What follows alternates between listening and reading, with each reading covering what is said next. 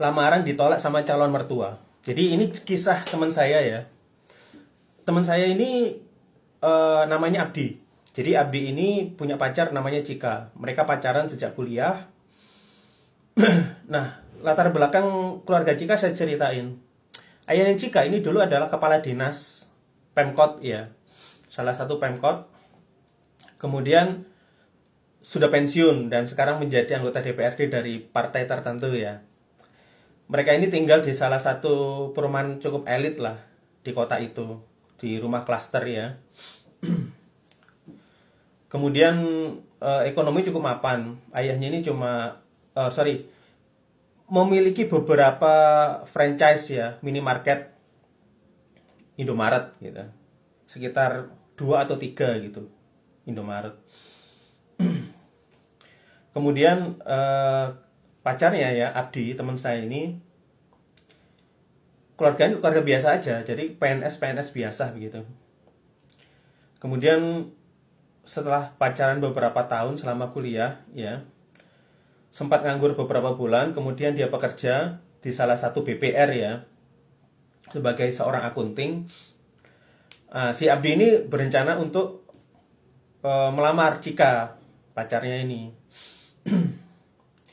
Nah, sebagai gambaran, sebenarnya ada gejala kurang suka gitu loh dari ayahnya Cika kepada si Abdi ini.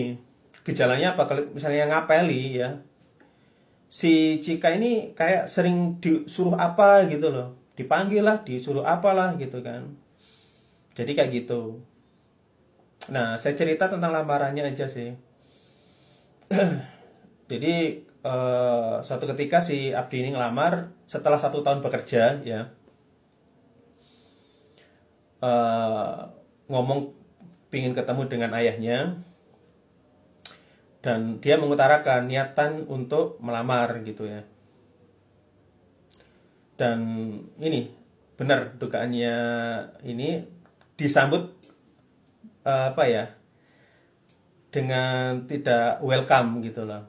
Saat bicara berdua sama ayahnya Cika, si ayahnya Cika nanya, pekerjaanmu apa, gajinya berapa ya. Jadi saat itu UMR kan 3 juta ya, dia gajinya waktu itu sekitar 3,6 ya. Oh, gaji saya sekitar 3,6 pak gitu kan. Oh ya, terus kan gimana gitu. Jadi intinya si ayahnya Cika ini ngomongnya kurang enak gitu ya, sama sekali nggak enak, malah cenderung menghina gitu loh. Jadi mulai muncul tuduhan si Abdi ini ingin menguasai hartanya gitu. Nantinya setelah nikah dia punya nuduh ya, punya pikiran, punya rencana untuk menguasai hartanya. Dan prasangka-prasangka pedes yang sepantasnya nggak keluar dari mulut calon mertua ya, kayak gitu. Dan intinya sih si Abdi ini sudah ngerti maksud daripada ayahnya Cika, bahwasanya lamarannya ditolak gitu. Oke, dan agak setengah mengusir juga si Abdi ini pulang. Nah, ketika mau pulang ini drama ya, si Cika ini ya merasa bersalah dan gandoli gitu ya. Tapi ya si Abdi ini mengajak realistis gitu loh, bahwasanya orang tuanya keberatan eh, dengan lamarannya dia gitu ya. Ya harus berpikir realistis lah seperti itu. Jadi intinya si Abdi ini tahu diri juga. Oke, kemudian mereka lose kontak ya. Setelah 1 tahun kemudian, Abdi ini melamar kerja di Bank Indonesia dan alhamdulillah keterima. 2 tahun kemudian dia ngincar salah satu rumah ya, kebetulan rumah ini ada di seberang rumahnya Cika ya, cuma rumahnya ini kebetulan lebih besar sedikit ya, kebetulan lebih besar sedikit, dan rumah ini kebetulan dilelang bank karena debiturnya ini gagal bayar gitu loh, dan dilelang dan dia memenangkannya. eh Gak berselang lama akhirnya mereka bertemu ya, ketika sudah menjadi milik ya, menjadi milik dia si Abdi ini. Dia nyebar undangan ke beberapa